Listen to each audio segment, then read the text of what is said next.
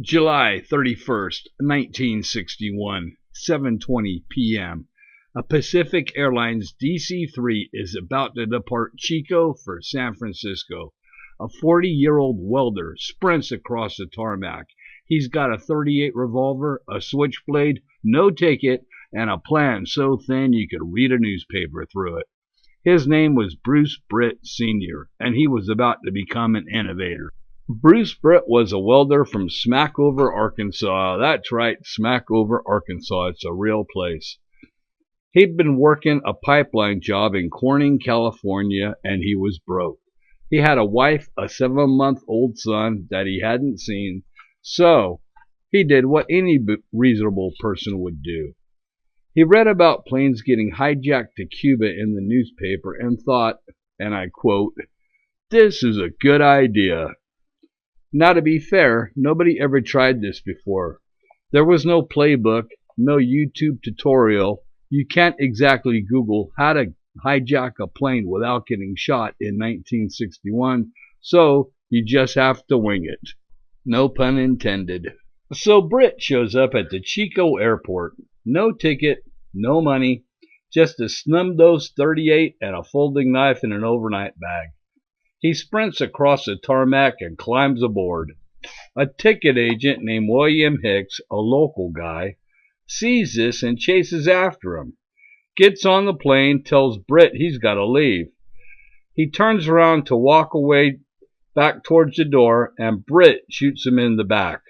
Right out of the gate, he shot the guy whose job it is to check tickets. And this is the guy who's going to successfully commandeer an airplane. So Britt decides to fire a second shot at Hicks. This one misses, but the bullet hits the cabin wall. Then he turns towards the cockpit. Now remember, it's 1961. There's no reinforced cockpit doors, no air marshals. The pilots are just sitting there like they're at the counter at a diner. So Britt walks right up. He points his gun at the passengers and says he'll start shooting them one at a time unless the pilots let him in. He fires at one of them, an attorney from San Francisco, but he missed him too. At this point, his accuracy is about what you'd expect from a guy who thought hijacking a plane to Arkansas was a solid life choice. So Britt starts yelling at the pilot, take off, or I'll take over." The pilot was Captain Oscar Cleel. He does the smart thing. Taxis a plane down the runway, but doesn't actually take off. He just starts driving around, buying time. Britt figures it out pretty quick. So Britt puts the .38 to Captain Keel's face and pulls the trigger. Now let's just pause here and walk through the logic. You need someone to fly the plane. You shoot that person in the face, the part of the body that contains the eyes, and pilots need their eyes to see where the hell they're going and fly. It's hard to overstate how many things have to be wrong in your head for this to make sense. But okay, let's say it works. Let's say the pilot, bleeding from the face, just powers through and flies the plane. But where are they going to go? Smack over Arkansas from Chico, California, that's about 1,800 miles. A DC-3 with full tanks can do maybe 1,500 miles. And this plane wasn't gassed up for Arkansas. It was fueled for the Chico to San Francisco milk run, about 150 miles. So even if Captain Keel had said, you know what, sure, let's go, they're still got to land somewhere, maybe 2 or 3 states short of Arkansas, with no money, no plan, and a gunshot victim at the controls. But in fairness to Britt, he was making this up as he went. First skyjacking in U.S. history, and you don't get a training manual, you don't get a mentor. Somebody's got to be the first. Hell, Columbus didn't have GPS either, but the difference was Columbus actually got to where he was going. So Britt has now shot a ticket agent, shot at the passengers, and shot the pilot in the face. At this point, his master plan is fully unraveled into a hostage situation in a parked airplane with no viable destination. The co-pilot decides enough is enough. He lunges at Britt, grabs the gun, and wrestles him to the floor. Britt pulls a switchblade and stabs the co-pilot multiple times. And here's where Britt's pioneer spirit really shines through. Because when plan A through plan D have all failed, sometimes you just gotta start cutting people. But here's what Britt didn't count on. 3 passengers got up, including the attorney from San Francisco, the one he'd already shot at and missed. They piled on and helped the co-pilot pin him to the floor until the cops showed up.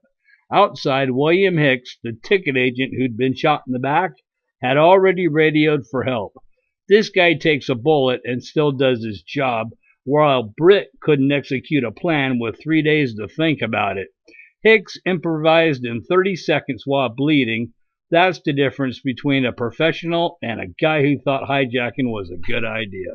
Britt was arrested on the tarmac, convicted on 3 counts of attempted murder, got up to 30 years, served 15, paroled in the mid-70s.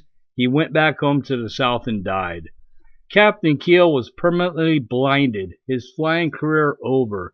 William Hicks recovered, lived to be 82, and died in 2006. By all accounts, Hicks was a better man than Bruce Britt even on his best day. The co-pilot recovered from the knife wounds, and the passengers went home. And that's the first violent skyjacking attempt in the U.S. history.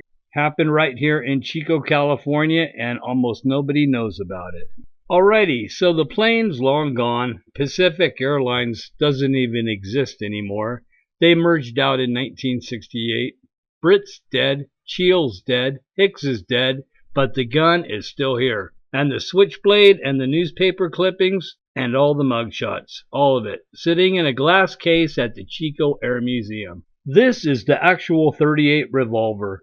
The Butte County Sheriff's Office held on to it for decades before releasing it to the museum. Next to it, the switchblade, a compact little thing, fits in an overnight bag, very easy to hide, easier to hide than the fact that your entire plan is a suicide mission with extra steps. And here's a newspaper from the next morning, the Chico Enterprise Record, August 1st, 1961, front page, hijacked attempt at Chico Airport, 2 wounded. You know your plan was bad when the local paper reduces it to a hijack attempt. There's the mugshot, Britt face down on the tarmac, handcuffs behind his back. That image ran on the front page. His legacy right there, face down on asphalt. Look, you gotta give Britt credit for one thing. He was the first. Somebody had to be. And in a weird way, every skyjacker who came after him was following a trail that Bruce Britt blazed with a .38, a knife, and absolutely no idea what he was doing. So if you're ever in Chico, California, the Air Museum is worth the stop. I'll put a link in the description. Norm Rosine, the museum director, would tell you the whole story if you ask, and way better than I just did. Well, alrighty then, let's get back on the road and go check out some new stuff. Thanks for watching, everybody.